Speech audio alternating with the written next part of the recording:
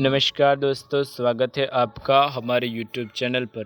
दोस्तों, आज हम इस वीडियो में जानने वाले हैं पितृपक्ष की मातृ नवमी है सबसे खास। इस दिन किए गए उपायों से पूर्वज होंगे प्रसन्न। हिंदू धर्म में पितृपक्ष का विशेष महत्व है। इस दौरान पितरों को जल तर्पण करने का विधान है। पितृपक्ष में पड़ने वाली नवमी तिथि का अपना अलग महत्व है।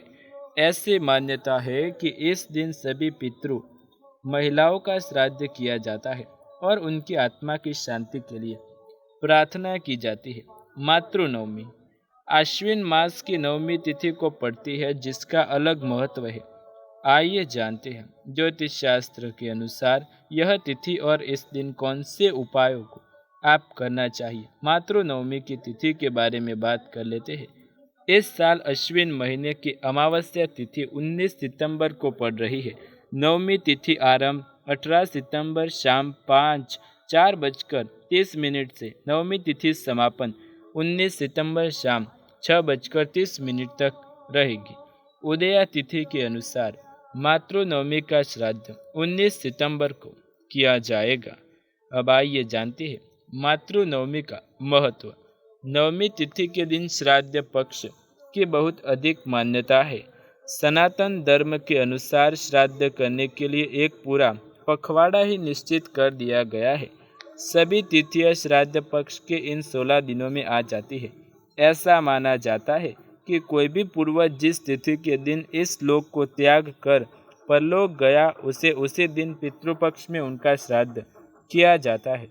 ऐसी मान्यता है कि स्त्रियों के लिए नवमी तिथि विशेष मानी जाती है, जिसे मातृ नवमी कहा जाता है। मातृ नवमी के दिन पुत्र वधू यानी बहू अपनी स्वर्गवासी सास या माता के सम्मान हेतु श्रद्धांजलि दे सकती है और धार्मिक कार्य कर सकती है। पितृगणों की प्रसन्नता हेतु नवमी का श्राद्ध किया जाता है। विवाहित महिलाओं के लिए उपाय। मातृ नवमी की तिथि माता और परिवार की विवाहित महिलाओं के लिए उत्तम मानी जाती है। कुछ स्थानों पर इसे डोकरा नवमी भी कहा जाता है। नवमी तिथि का श्राद्ध मूल रूप से माता लक्ष्मी के नियमित किया जाता है।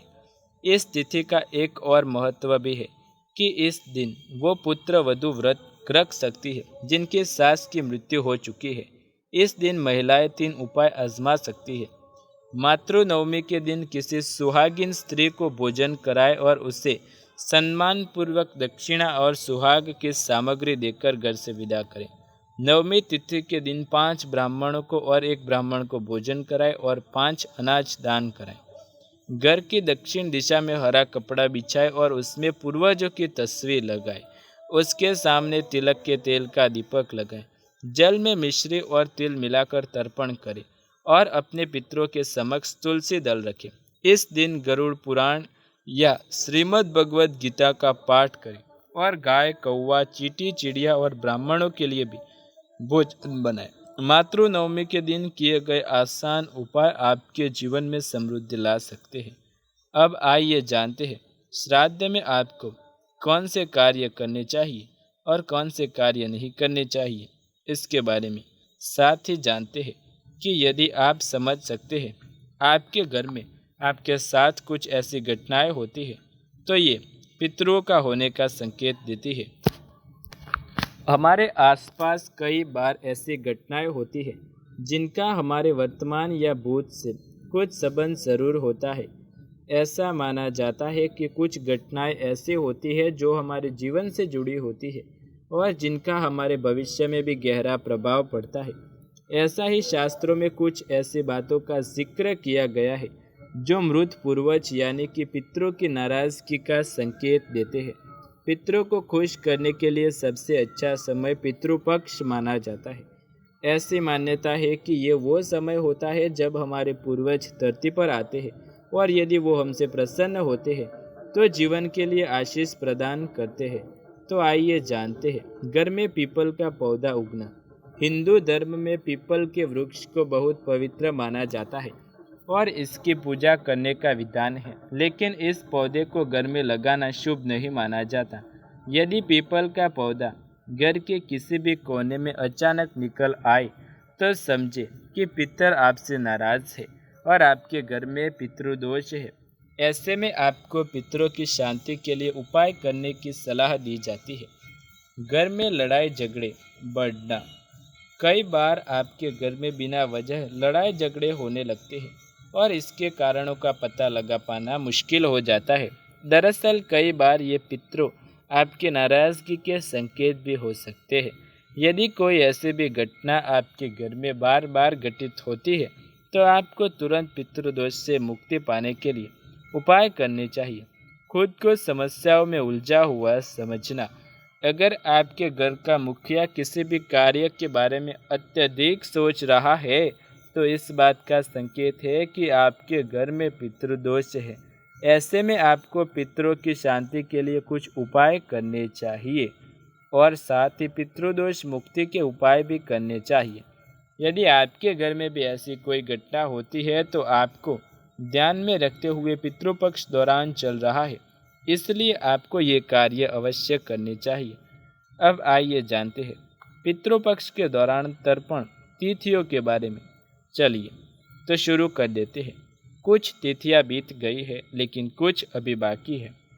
पूर्णिमा का श्राद्ध प्रतिपदा का श्राद्ध 10 दिसंबर शनिवार को पूर्ण हो चुका है, जबकि आज सप्तमी का श्राद्ध 16 सितंबर शुक्रवार, अष्टमी का श्राद्ध 18 सितंबर शनिवार, नवमी श्राद्ध 19 सितंबर रविवार, दशमी का श्राद्ध 20 सितंबर सोमवार, द्वादशी सन्यासियों का श्राद्ध 22 सितंबर बुधवार, त्रयोदशी का श्राद्ध 23 सितंबर बृहस्पतिवार, चतुर्दशी का श्राद्ध 24 सितंबर शुक्रवार और अंतिम की बात करें तो अमावस्या का श्राद्ध सर्व पितृ अमावस्या 25 सितंबर के दिन होगा। अब आइए जानते हैं पितृपक्ष में कैसे करें तर्पण। शास्त्रों के अनुसार पितरों का श्राद्ध पिंडदान और ब्राह्मणों को भोजन कराने से पूर्ण माना जाता है। यदि आप घर में श्राद्ध और तर्पण कर रहे हैं तो ब्राह्मणों को घर में आमंत्रित करें। ब्राह्मण के चरण धोकर उन्हें आसन पर बैठाएं। पितरों को तर्पण करते हुए अपने हाथ में जल, कुशा, अक्षत, पुष्प और काले तिल लें और उन्हें आमंत्रित करें। पितरों का नाम लेते ही जल पृथ्वी पर 5, 7 या 11 बार अंजलि से गिराए। शास्त्रों में कौवे को पितरों का रूप माना जाता है, इसलिए पितृपक्ष में कौवे को भोजन अवश्य कराएं। यदि आप श्रद्धा पूर्वक पितरों का तर्पण करते हैं तो आपको अपने सभी पापों से मुक्ति मिल जाएगी।